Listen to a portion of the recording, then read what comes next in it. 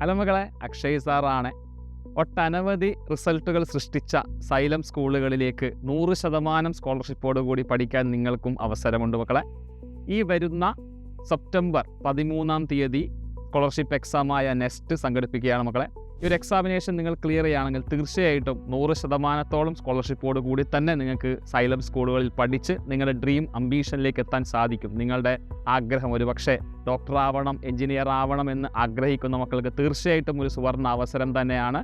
സൈലത്തിൻ്റെ well structured ആയിട്ടുള്ള study മെറ്റീരിയൽസും well structured ആയിട്ടുള്ള പ്ലാനിങ്ങിലൂടെ തീർച്ചയായിട്ടും വളരെ അനായാസം തന്നെ നിങ്ങൾക്ക് എക്സാം ക്ലിയർ ചെയ്തുകൊണ്ട് നിങ്ങളുടെ ഡ്രീമിലേക്ക് എത്താൻ വേണ്ടി സാധിക്കും. സോ ഉടനെ തന്നെ മക്കൾ ആരെങ്കിലും ഈ ഒരു എക്സാമിന് രജിസ്റ്റർ ചെയ്യാൻ വിട്ടുപോയിട്ടുണ്ടെങ്കിൽ ഇപ്പോൾ തന്നെ സ്ക്രീനിൽ കാണുന്ന QR കോഡ് സ്കാൻ ചെയ്തുകൊണ്ട് രജിസ്ട്രേഷൻ ഉറപ്പുവരുത്തുക. സോ മക്കളെ, നിങ്ങളുടെ അംബീഷൻ ഡോക്ടർ ആവണമെങ്കിൽ നിങ്ങൾ എഴുതേണ്ട എക്സാം നീറ്റ് എക്സാം ആണല്ലോ. സോ ആ ഒരു രീതിയിൽ നോക്കുകയാണെങ്കിൽ സ്കോളർഷിപ്പ് എക്സാം നിങ്ങൾ ആ ഒരു ലെവലിൽ ചിന്തിക്കുന്നവരാണെങ്കിൽ നിങ്ങൾക്ക് ബയോളജി എക്സാമിനേഷൻ ഫേസ് ചെയ്യേണ്ടതായിട്ടുണ്ട്. Biology, physics, chemistry. അതിൽ ബയോളജിയിൽ 40 ചോദ്യങ്ങൾ നിങ്ങൾ അഭിമുഖീകരിക്കേണ്ടി വരും. സോ നമുക്ക് ആ സിലബസ്, ബയോളജിയുടെ സിലബസ് നമുക്ക് ഏതൊക്കെ വരുന്നു എന്ന് നമുക്ക് നോക്കാം. നമുക്കറിയാം 8ാം ക്ലാസ്, 9ാം ക്ലാസ്, 10ാം ക്ലാസ്സിലെ സിലബസ് ആയിരിക്കും വരുന്നുണ്ടാവും. അതിൽ തന്നെ സെൻസ് ഓർഗൻസ് വളരെ ഇമ്പോർട്ടൻ്റ് ആയിട്ടൊരു ഏരിയ ആണ്. അതിൽ തന്നെ കണ്ണും ചെവിയും, ഐ ആൻഡ് ഇയർ, അതിൻ്റെ സ്ട്രക്ചർ, അതിൻ്റെ ഭാഗങ്ങളും കൃത്യമായിട്ട് നമ്മൾ നോക്കേണ്ടതായിട്ടുണ്ട്. പിന്നെ ന്യൂറോണിനെ കുറിച്ച്, നെർവസ് സിസ്റ്റത്തിൻ്റെ നമ്മളെ യൂണിറ്റായ ന്യൂറോൺ അഥവാ നെർവ് സെല്ലിൻ്റെ സ്ട്രക്ചറും അതിൻ്റെ ഫങ്ഷൻസും കൃത്യമായിട്ട് നോക്കി വെക്കണം. പിന്നെ ബ്രെയിന്, അതിൻ്റെ പാർട്സ്, അതിൻ്റെ ഫങ്ഷൻ, ഓരോ പാർട്ടിൻ്റെയും കൃത്യമായ ഫങ്ഷൻസ് പഠിക്കണം.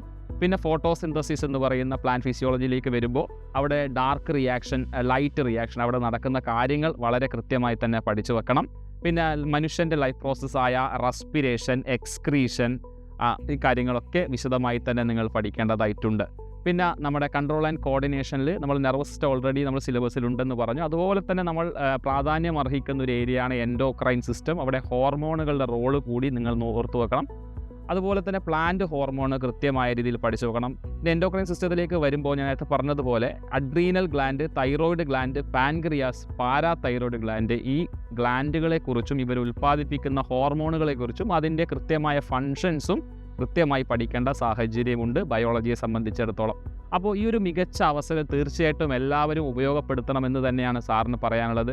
ഇതുപോലൊരു അവസരം നമ്മൾ കിട്ടുമ്പോൾ തീർച്ചയായിട്ടും നമ്മൾ എന്ത് ചെയ്യുക, അത് നമ്മൾ മാക്സിമം നമ്മളതിൽ നമ്മൾ എഫേർട്ട് എടുത്തുകൊണ്ട് തീർച്ചയായിട്ടും ഈ മികച്ച വിജയം നേടാൻ പറ്റുന്നൊരു എക്സാം തന്നെയാണ്. സോ എല്ലാവരും ഞാൻ നേരത്തെ പറഞ്ഞതുപോലെ രജിസ്റ്റർ ചെയ്യാൻ വിട്ടുപോയിട്ടുണ്ടെങ്കിൽ തീർച്ചയായിട്ടും വളരെ പെട്ടെന്ന് തന്നെ രജിസ്ട്രേഷൻ ഉറപ്പുവരുത്തി നിങ്ങൾ ആ എക്സാം എഴുതി മികച്ച റിസൾട്ട് തന്നെ നിങ്ങൾക്ക് എല്ലാവർക്കും ഉണ്ടാവട്ടെ എന്ന് ആശംസിച്ചുകൊണ്ട് നിർത്തുന്നു. ബൈ.